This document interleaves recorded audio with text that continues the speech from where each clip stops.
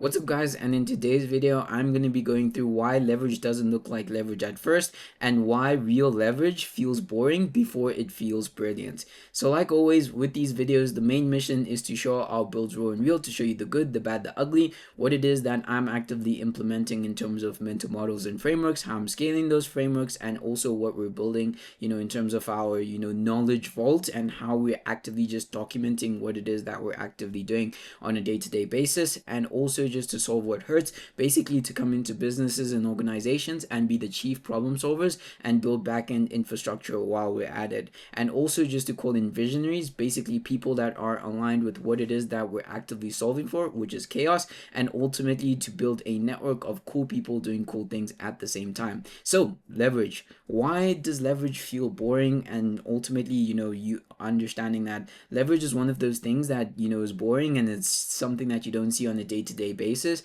but ultimately this compounds, in my personal opinion and in my experience. And most people, at least from what I've seen, miss leverage simply because they're looking for fireworks. They're looking for this one thing that actually just pops off, and it's like this shiny thing to say, hey, this is the actual leverage that you're creating. But for me, I found that, hey, in real life, leverage does not work that way. Leverage looks like one of these, which is basically hiring one boring ops person, writing a 2-hour SOP, building a tracker no one claps for, because that is where leverage lies. Leverage lies in one of the most boring tasks, the mundane things that you do on a day-to-day basis. So for example, hiring one person to handle ops, that's leverage because it's basically freeing you up as the business owner, for example, to ultimately focus on the higher leverage tasks, which is basically just signing more deals, or just communicating with the team as well, and then basically assigning those skills. Because in my personal opinion, you can be good at so many things. You're a jack of all trades but a master at none. And I think, for me as well, I can be good at almost everything, but ultimately that is not going to be the most efficient or leverage based thing that I could be doing at that present moment in time. So basically asking, hey, how can I actively just create this leverage, which is basically hiring one ops person to basically do the mundane things that ultimately I know I can do, but ultimately just handing that off, which also just ultimately creates leverage, because now that means more deal flow coming in, simply because I've handed or delegated that specific aspect, and then just focus solely on sales, which ultimately drives the business forward, because with more sales you can hire out more teams, which allows you to then create more leverage as well. And also, just writing 2-hour SOPs, which are super important, because sometimes you may think that, hey, writing a SOP or a document, basically outlining how specific tasks are supposed to be done and managing those tasks, it doesn't sound like super fun to sit on your desk and then just write out 2 hours worth of SOPs specifically for how your team should build things, how your team should design things. But that is where leverage lies, because as soon as you can build out those SOPs, in my personal experience, you ultimately, are creating leverage. And that boring leverage doesn't look like fireworks. It's not always the most exciting thing. At least, what I found, that, hey, if you create those SOPs, you're ultimately building leverage for the future, and that leverage compounds. Because when you hire in more people or more new team members as well, they ultimately need to understand how your workflow and how your way of doing things, especially on the culture aspect, how your business runs, culture, what is the business's culture, also is super important. And if they have that SOP and it's clear enough for them to follow it and implement it right away, and it's easy to to explain within 90 seconds, which I like to say, then obviously this is going to be leverage, because then you're not going to be wasting time, spending more time per se on, training people, helping them understand that, hey, XYZ way is supposed to be done this way, but rather, just having an SOP. And for me, I like to tie an SOP in video format, because some people may not be the best, at just reading documents and like really, understanding what that means, but then also just plugging in, just a video SOP to plug in to make sure that they understand. So having a document, and then attached to that document also a video format, just breaking down each and every single point, I think that is high leverage as well, because it ultimately allows the team to understand and grasp information from two different sources, which is reading format and also video format. And ultimately understanding that ultimately creates leverage, at least in my personal experience, which ultimately means, hey, you also are building a tracker that no one claps for. These are the boring, mundane things that, hey, you need to track how many inbounds you're getting, how many outbounds you're sending on a daily basis, because ultimately just creating those data metrics is ultimately going to allow you to then see if you scale, to understand that, hey, if you scale to XYZ place, then you ultimately know that your data is the one that is guiding what you're doing. Say you're spending 100K on ads per month. Ultimately, if you're spending 100K on ads per month and you're not tracking that, and you're only getting a 3x ROAS, whereas compared to if you were spending 50K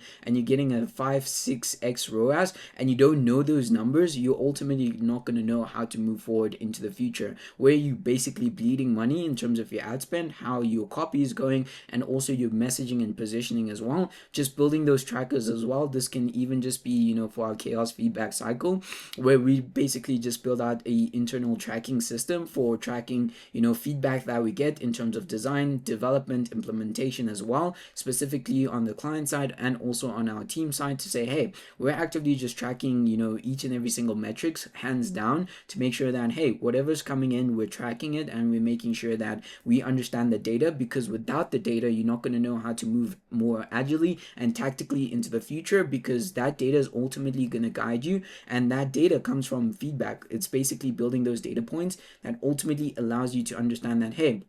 this is how your business is going in this present moment in time, in the past, and in the future. And without that data, you're not going to know your numbers, which is one of the worst things that you could possibly do within your business, especially when you start scaling. So that's, the important thing about building, those trackers, which don't seem like, leverage at first, but ultimately in the long run, they compound, and they ultimately allow you to understand your numbers. And ultimately with your numbers, you can decide into the future. You ultimately have better decision making metrics, or better decision making tools at your disposal that you can make to say, hey, let's spend XYZ more in ads, let's not spend XYZ more in team recruitment. Let's make sure that, hey, we have this centralized place, that we're actively understanding where our data is coming from, and from this centralized place, we know how to make decisions that ultimately guide and help us build the business forward. And you can only do that if you just building the boring stuff, because the boring stuff is where the leverage lies, in my personal opinion.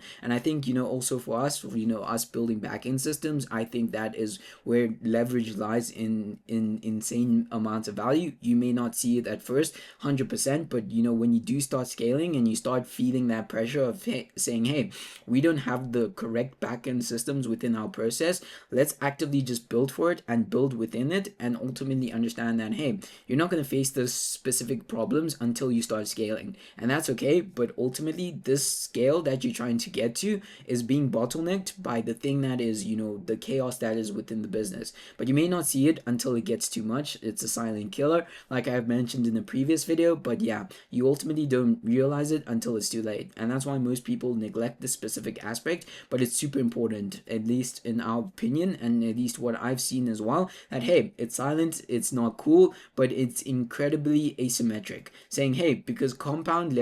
leverage compounds quietly until it explodes visibly. It's not one of those things that, hey,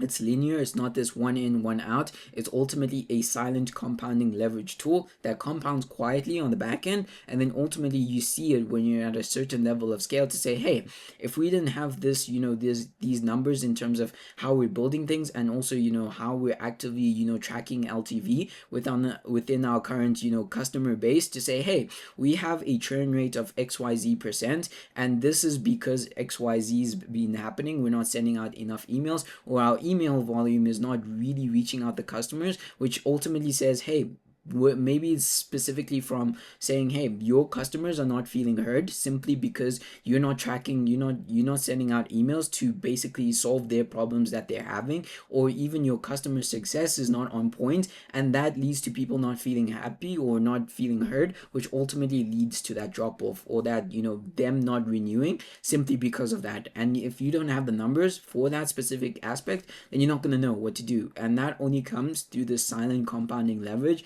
which is, building these back-end ops systems and making sure that they are super dialed in, and ultimately, they're not flashy, they're not, fireworks, but ultimately they serve a function, and that function is part of the entire system, which ultimately makes the system run, and also,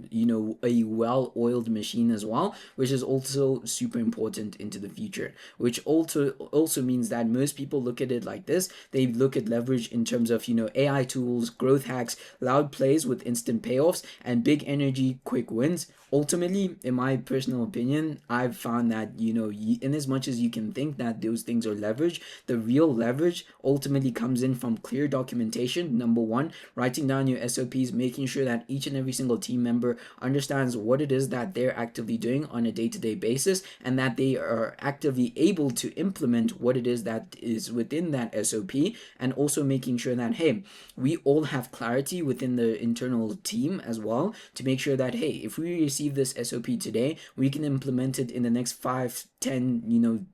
in the next 5-10 months, and making sure that, hey, we're also actively refining it, because in as much as you have this SOP that you've built, 5 months ago, you ultimately also just need to, use data points as well and feedback to ultimately refine it, because there may be some things that you haven't battle tested before, and you know that, hey, we need to actively just implement these new things that we're actively learning, because the game of learning never stops, no matter how you look at it, and no matter how we always look at it, is the game of learning never stops. No matter what you're doing, no matter what specific stage you're at and stuff like that, you ultimately need to understand that the game of learning never stops. No matter what, you just ultimately just need to take that approach of, hey, we're lifelong learners, we're gonna fail so many times, but in as much as we fail, we're actively just gonna build, and into the future, this compounding leverage that we're building for others is ultimately going to serve a purpose to create a massive ROI, a massive 10x ROI within their business infrastructure, which then gets us closer as well, because if our clients are winning, we're also winning, because that's the most important thing, to do good work and make sure that our clients are, actively succeeding in what it is that they're actively building, which ultimately creates leverage for them as well. And also for us, the most important thing is just making sure that we are actively building for them to make sure that their systems are super dialed. And also saying, hey, one of the things that builds this leverage is tighter filters on what you say yes to. Basically saying, hey, you don't have to say yes to every single moving part, and that's okay, but ultimately understanding that leverage comes from the things that you say no to, and the things that you say yes to ultimately are also part of it. So basically making sure that you're filtering each and every single time, that you're filtering what you say yes to and what you say no to. Most of the time you're gonna say no more than you say yes, and which is ultimately a good thing, because sometimes you're gonna have to pass up opportunities, because in the long run they ultimately don't serve a purpose for your specific business and what you're doing in your business infrastructure, which ultimately also means that, hey, you're actively building thinking systems and not just content. Hey, for me specifically, with these videos, we are on day 68 if I'm not mistaken. It's ultimately a thinking systems building machine that we're actively building, not specifically from a content aspect, but looking at it as how can we document our thinking and thought process, and ultimately use this in order to guide how we train the team into the future, and also building a network of cool people doing cool things at the same time, show you what we're failing at, showing you what we're succeeding at, and also making sure that, hey, we're leaving this as a digital asset for the future, and making sure that, hey, when we're looking at things into the future, we know that we were thinking about certain things in XYZ manner, and this is how we've changed it into the future, which I think is super invaluable, because one of the things that we're actively going to be doing is watching these videos and just understanding that, hey, these are the things that we were thinking about, in terms of our thinking machine, and ultimately this is how we're going to refine it into the future. And also saying, hey, one clear decision making protocol you follow every single time. This is a play from Dan Martell, at least that I've remember from, I think, Buy Back Your Time, which is, if someone has a problem, they need to come to you with 3 possible solutions, and one solution that they think is the best out of all 3, which ultimately allows you to then remove that decision making fatigue, and then saying, hey, I trust you to make this decision, here's what you think is best, cool, let's do it. ultimately saving you time and buying back your time as well, which is something that I have been tooling around with, which has been, working from time to time. But I want to see how it battle tests, when we start scaling it up into the future and making sure that it's our source of truth, that I'm also making sure that our team also understands that in every single aspect, so that they know that, hey, I trust them fully, and I'm making sure that we know what it is that we need to be doing on a day-to-day basis. But also, these are the patterns that I have noticed as well, that every time I build something that feels slow or overly structured, it ends up paying off 10x later, making sure that, hey,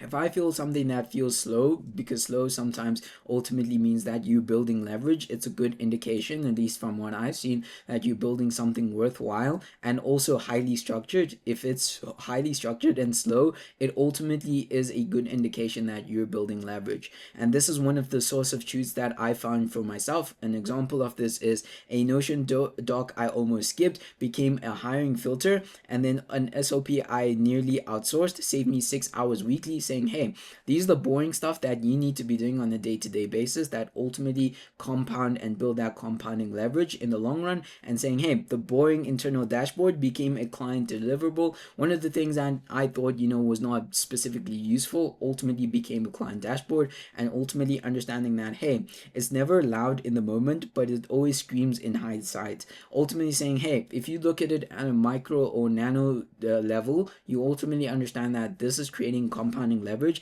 into the future. And how do you actively see this? You ultimately know that, hey, it's boring, it feels